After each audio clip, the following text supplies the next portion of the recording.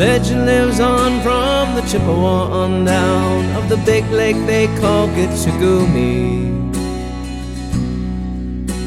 The lake, it is said, never gives up her dead when the skies of November turn gloomy. With a load of iron ore 26,000 tons more than the Edmund Fitzgerald weighed empty. That good ship and true was a bone to be chewed when the gales of November came early. The ship was the pride of the American side, coming back from some mill in Wisconsin.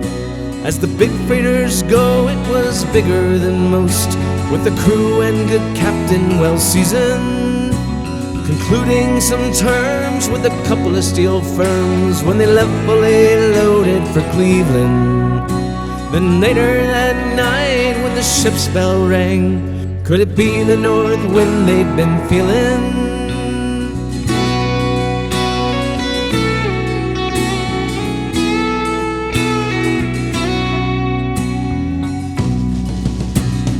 Wind in the wires made a tattletale sound when the wave broke over the railing, and every man knew, as the captain did too, 'twas the witch of November come stealing.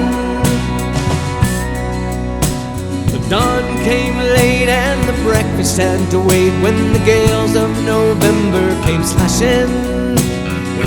Afternoon came, it was freezing rain in the face of a hurricane west wind.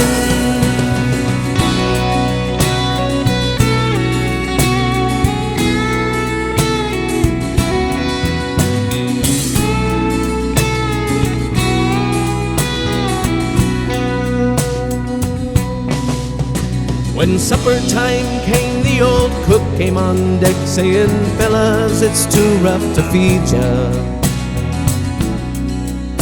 At 7 p.m. the main hatchway caved in. He said, "Fellas, it's been good to know ya." The captain wired in, he had water coming in, and the good ship and crew was in peril. And later that night, when his lights went out of sight, came the wreck of the Edmund Fitzgerald.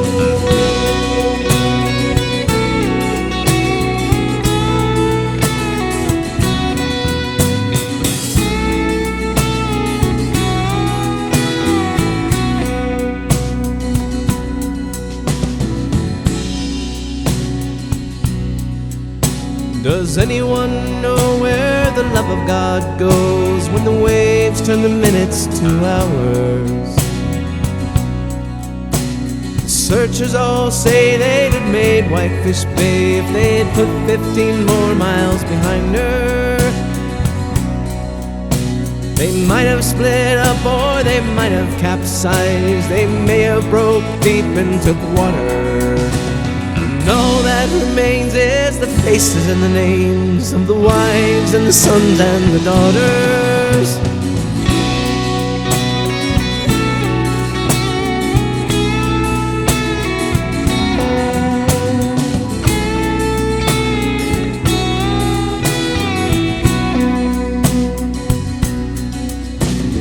Lake Huron rolls, Superior sings in the rooms of her ice-water mansion. Old Michigan steams like a young man's dreams. The islands and bays are for sportsmen. Then farther below, Lake Ontario takes in what Lake Erie can send her. And the iron boats go, as the mariners all know, with the gales of November remembered.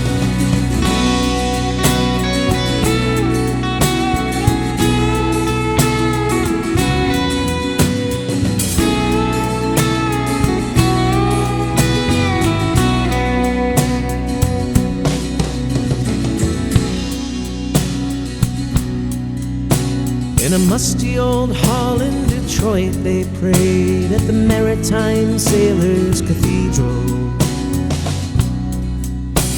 The church bell chimed till it rang 29 times for each man on the Edmund Fitzgerald.